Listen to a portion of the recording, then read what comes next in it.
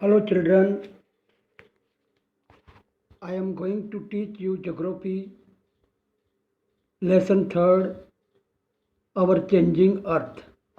It means बदलती हुई हमारी पृथ्वी. Dear children, the lithosphere is broken into a number of plates known as the lithospheric plates. It means पिछले lesson के अंदर I taught you already that our earth is like an onion. हमारी पृथ्वी onion की तरह है. And if we cut it, we found several pieces, folding pieces, plates like plates. Onion की तरह हमारी पृथ्वी है जो विभिन्न परतों के अंदर दबी हुई है. आपको सरप्राइज होगा that these plates move around very slowly. This is because of the movement of the molten magma inside the earth. ये हमारी पृथ्वी सर्कुलर पथ के अंदर घूमती है. उसका कारण ये है कि very deep inside the earth there is a molten magma, पिघला हुआ तरल पदार्थ है. And pressure of the earth and heat deep inside,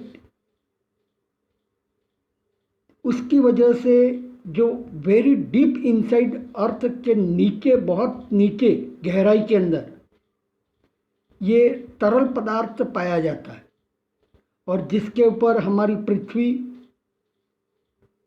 टिकी हुई है. जैसा कि हम यहाँ इस फिगर के अंदर देख सकते हैं कि एक बीकर है, उसके अंदर आधे से ज़्यादा पानी भरा हुआ है. नीचे चूल्हा जल रहा है और उस बीकर के अंदर हम एक कागज़ का टुकड़ा जिसको फोल्ड करके गोल आकृति दे करके अंदर रख देते हैं.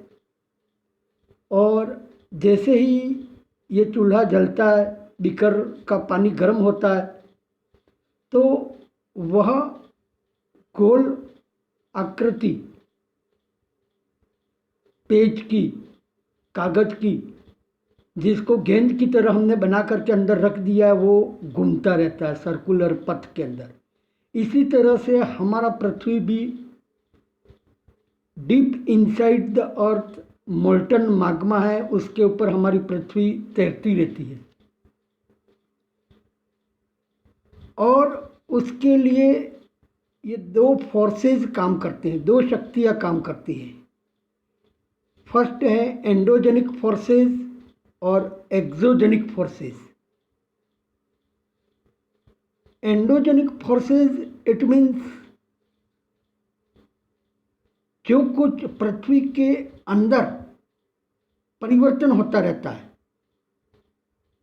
The forces which act in the interior of the earth, पृथ्वी के इनसाइड के अंदर जो परिवर्तन होते रहते हैं उनको एंडोजेनिक फोर्सेस बोलते हैं.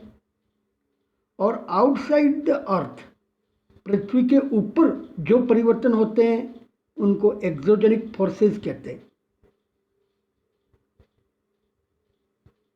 एंडोजेनिक फोर्सेस के अंदर पृथ्वी के इनसाइड में कौन कौन से परिवर्तन होते हैं, किस वजह से होते हैं, उनको हम इस फिगर के द्वारा देख सकते हैं कि सडन फोर्सेस, अचानक जो शक्तियाँ काम करती हैं उनमें आती हैं अर्थक्वेक, वोल्केनो और लैंडस्लाइड. अर्थक्वेक जैसा कि भूकंप आता है जिसके अंदर उसका जो एपिसेंटर होता है वहाँ से उस जगह पर बहुत ज़मीन खिसक जाती है और huge destruction we found on the surface of the earth. जब भूकंप आता है तो पृथ्वी के ऊपर बहुत परिवर्तन हो जाता है। नेक्स्ट है वोल्केनो हैं, जिनको हम वन बाय वन ये लैंडस्लाइड इनको वन बाय वन पढ़ेंगे। दूसरा फोर्सेस काम करता है एक्सोजेनिक फोर्सेस, जो पृथ्वी के सतह पर जिन शक्तियों की वजह से परिवर्तन होता है वो रिवर है, विंड है, सी वेव्स है और ग्लेशियर है। तो सबसे पहले हम देखेंगे कि endogenic forces sometimes produce sudden movements and the other times produce slow movement. Sudden movement like earthquake and volcano. Sudden movement के अंदर earthquake यानी भूकंप और volcano यानी ज्वालामुखी की वजह से huge destruction we found over the surface of the earth. Volcano के अंदर आप देख सकते हैं ये जो पृथ्वी के इनसाइड जो तरल पदार्थ होता है उसको थोड़ी बहुत भी जगह मिल जाती है पृथ्वी के अंदर तो वो बहुत तीव्र गति से, जैसा नल के अंदर पानी और कहीं लीकेज हो किस तरह से पानी फव्वारे की तरह बाहर निकलता है, वैसे ही ये वोल्केनो की स्थिति भी होती है। वह भी कहीं पर भी उसको तरल पदार्थ को जो ज़मीन के डीप इनसाइड है वो पृथ्वी के प्रेशर की वजह से ये ज्वालामुखी फट जाता है, बाहर आ जाता है पृथ्वी के अंदर से। उसको जहाँ कहीं भी जगह मिलती है तो वो बाहर तीव्र गति से निकलता है और राख का ढेर बन जाता है। और कभी कभी ये डीप थोड़ा ऊपर आने के बाद में पृथ्वी के अंदर भी जहाँ कहीं उसको जगह मिलती है तो वो अंदर भी चला जाता है। ये वोल्केनो की वजह से हम देखेंगे कि वो पहाड़ का पहाड़ बन जाता है। As time passed it cool and it make solid form और पत्थर की तरह वापस ऊपर जम जाता है। ये तो हुआ वोल्केनो। नीचे ये ओरिजिन ऑफ द अर्थक्वेक का पिक्चर आप देख रहे हैं। भूकंप similarly when the lithospheric plates move the surface of the earth vibrates। जब पृथ्वी के अंदर कोई प्लेट कोई बड़ी चट्टान खिसकती है तो पृथ्वी के टॉप पर सरफेस पर वाइब्रेशन होता है, यानी झटका लगता है, ऊपर तक आ जाता है झटका, जिसकी वजह से पृथ्वी के ऊपर जो बिल्डिंग्स बने हुए हैं वो गिर जाते हैं और बहुत नुकसान, जन धन का बहुत नुकसान होता है। These vibration are called earthquakes।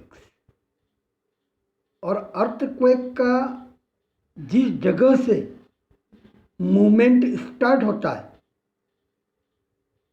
वो फोकस कहलाता है। The place on the surface above the focus, ये तो फोकस तो डीप इनसाइड द अर्थ जहाँ से प्लेट खिसकी है उसको फोकस बोलते हैं। और पृथ्वी के ऊपर, उसी जगह के जस्ट ऊपर,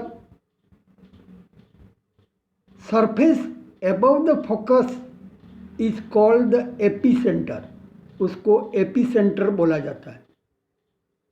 जिस जगह के जस्ट नीचे कोई प्लेट खिसकी है तो उसके ऊपर का जो प्लेस है उसको एपीसेंटर बोला जाता है। Vibration travel outward from the epicentre as waves. ये वाइब्रेशन एपीसेंटर पर तरंगों की तरह जमीन पूरी हिल जाती है। Greatest damage is usually closest to the epicentre. सबसे ज़्यादा नुकसान कहाँ होता है? जो एपीसेंटर है, जिस जगह के नीचे कोई चट्टान खिसकी है तो वहाँ पर ह्यूज डिस्ट्रक्शन, बहुत ज़्यादा नुकसान होता है। जैसा कि हम देख चुके हैं गुजरात के अंदर,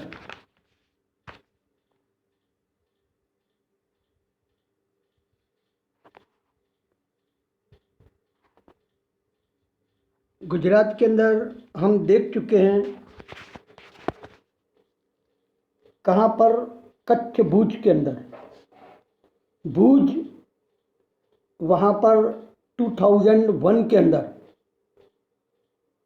26 जनवरी 2001 के अंदर भुज के अंदर इसका एपीसेंटर था और वहाँ पर बहुत ज़्यादा नुकसान हुआ। बिल्डिंग्स गिर गई, लोग दब गए और बहुत जनहानि हुई और साथ ही साथ इकोनॉमिक लॉस भी हुआ, क्योंकि बहुत सारी इमारतें गिर गई और लोग दब गए। Dear children, when we feel that earthquake is near about to come, जब वाइब्रेशन होता है पृथ्वी के ऊपर, पृथ्वी हिलने जैसी स्थिति होती है, तो हमको समझ जाना चाहिए कि ये भूकंप के झटके महसूस किए जाते हैं। ऐसे समय के अंदर हमें क्या करना चाहिए? If we are inside the house, तो हमें खुली जगह में बाहर आ जाना चाहिए। और अचानक अगर मान लो जोर से झटका लगे तो हमें दरवाजे के नीचे या टेबल के नीचे या किचन के अंदर कहीं है तो हम सुरक्षित जगह ढूंढ करके वहाँ पर अपने आप को ले जाने की कोशिश करनी चाहिए, ताकि अगर मान लो कोई मकान गिर जाए तो नुकसान ज़्यादा नहीं होगा, हमें नुकसान नहीं होगा।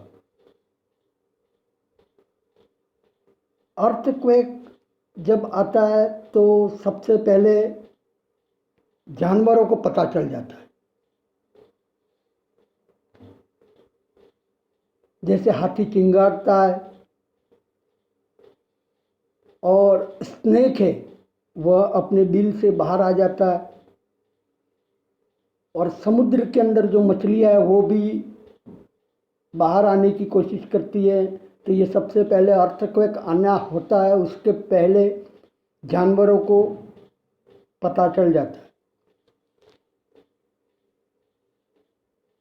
तो ये अर्थक्वेक की वजह से बहुत ज़्यादा नुकसान होता है और हमें अपने आप को सुरक्षित जगह पर ले जाने की कोशिश करनी चाहिए। ये तो हुए endogenic forces, earthquake and volcano. And landslide यानी जमीन खिसकती है। जैसे बहुत अत्यधिक बारिश हो तो भी जमीन खिसकती है, लैंडस्लाइड हो जाती है। नेक्स्ट हम देखेंगे एक्सोजेनिक फोर्सेस, पृथ्वी की बाह्य शक्तियाँ जिनकी वजह से हम अर्थ के ऊपर परिवर्तन देखने को मिलते हैं। जैसा कि लेसन के नाम से ही स्पष्ट है कि आवर चेंजिंग अर्थ, बदलती हुई हमारी पृथ्वी। आज जो चीज़ें हम देख रहे हैं वो पहले नहीं थी और वैसी की वैसी बाद में भी नहीं रहेगी। ये एंडोजेनिक फोर्सेस और एक्सोजेनिक फोर्सेस की वजह से ये परिवर्तन हम अर्थ के ऊपर देखते हैं। तो नेक्स्ट हम देखेंगे कि जो एक्सोजेनिक फोर्सेस हैं, पृथ्वी के ऊपर की शक्तियाँ जिनकी वजह से अर्थ के ऊपर परिवर्तन होता है, तो उनमें फर्स्ट है, हम देखेंगे कि work of river.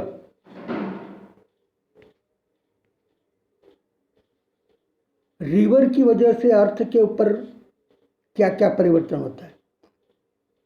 The running water in the river erodes the landscape.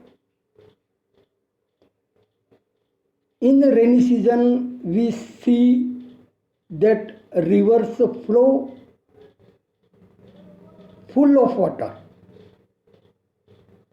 नदियाँ भरी हुई चलती है। जब बाढ़ आती है तो उस समय क्या होता है कि किनारों की मिट्टी भी अपने साथ साथ नदी अपने तेज बहाव के साथ में ले जाती है।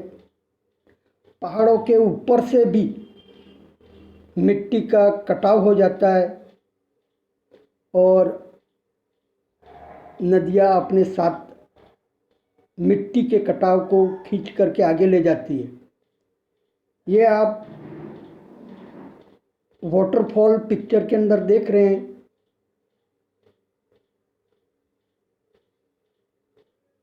When the river tumbles at steep angle over very hard rock or down a steep valley inside it forms a waterfall.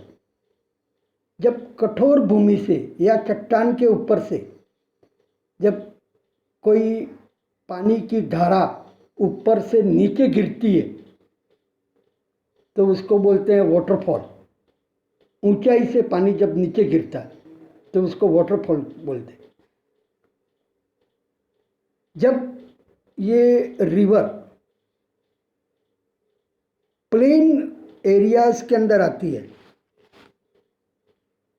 तो उसकी गति धीमी हो जाती है due to continuous erosion and deposition along the side of the meander. The end of the meander loop come closer and closer.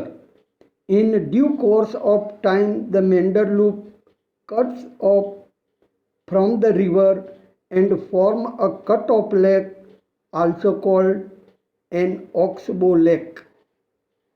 ये picture के अंदर आप देख रहे होंगे कि ऑक्सबो लेक। ऑक्सबो लेक हम किसको बोलेंगे?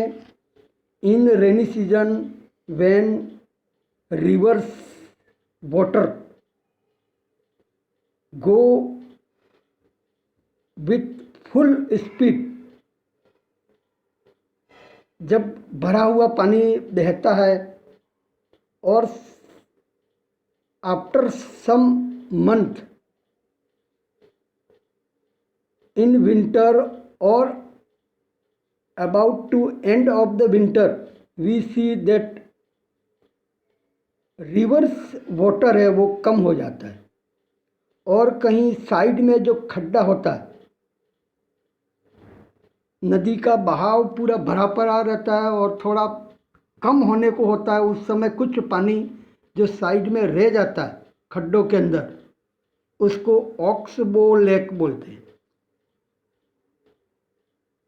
At times the river overflows its banks. जब पानी किनारों तक भरक करके जाता है, the leads to the flooding of the neighboring areas. As it floods, it deposits layer of fine soil and other material called sediments along its bank. This leads to the formation of a flat fertile floodplain. Fertile flood plains it means नदी अपने बहाव के साथ में मिट्टी लाती है और प्लेन एरियाज़ के अंदर जब इसका बहाव कम हो जाता है तो प्लेन एरिया के अंदर वो मिट्टी है वो साइटों में जम जाती है और वो मिट्टी बहुत ही फर्टाइल होती है। The released banks are called leaves. As the river approaches the sea, the speed of the flowing water decreases and the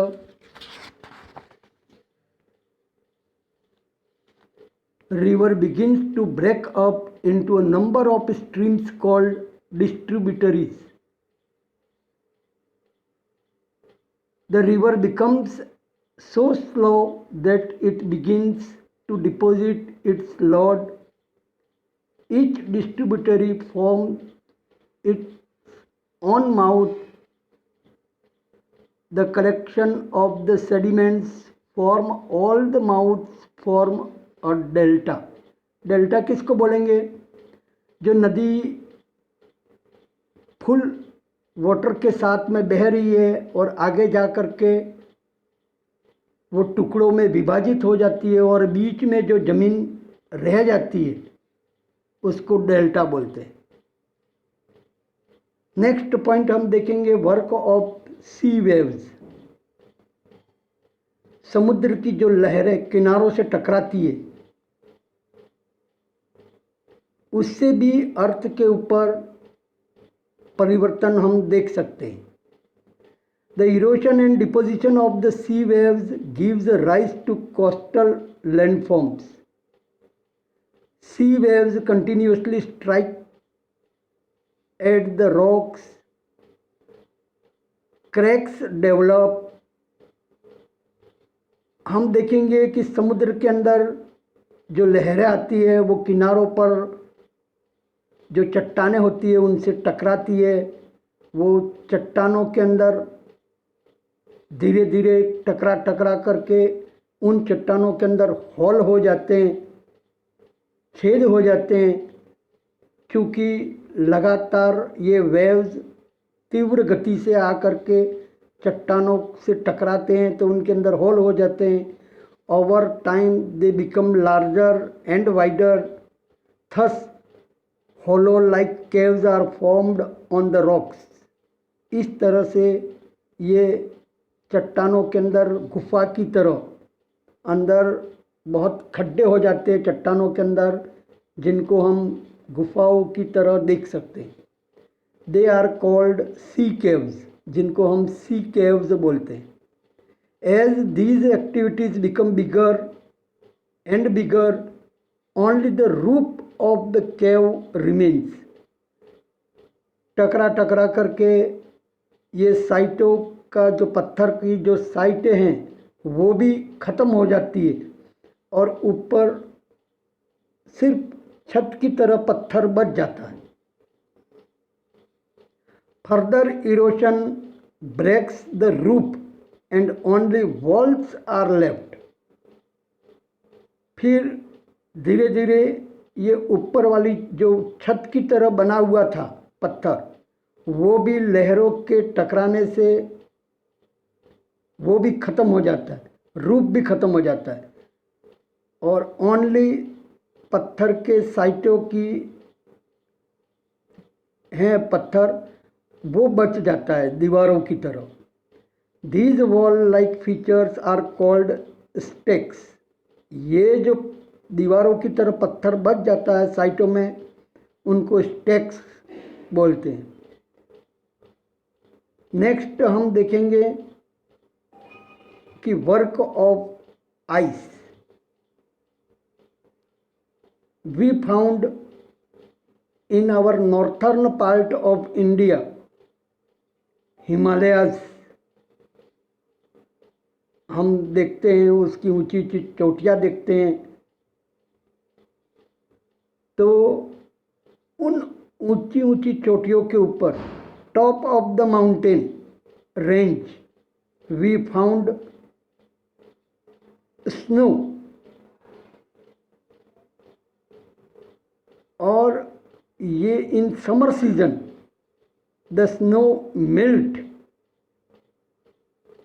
and change in to water। ये जो पहाड़ों की चोटियाँ हैं जिनके ऊपर पहले बर्फ़ जमी हुई थी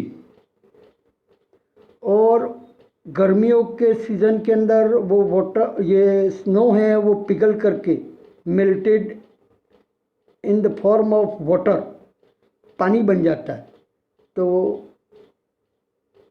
ये पहाड़ों की चोटियाँ जिनके ऊपर पहले तो हम स्नो देख रहे थे और उसके बाद में चोटियाँ खुली हो जाती है, तो ये भी आउटर फोर्स, एक्सोजेनिक फोर्सेस के अंदर आता है, वर्क ऑफ आइस।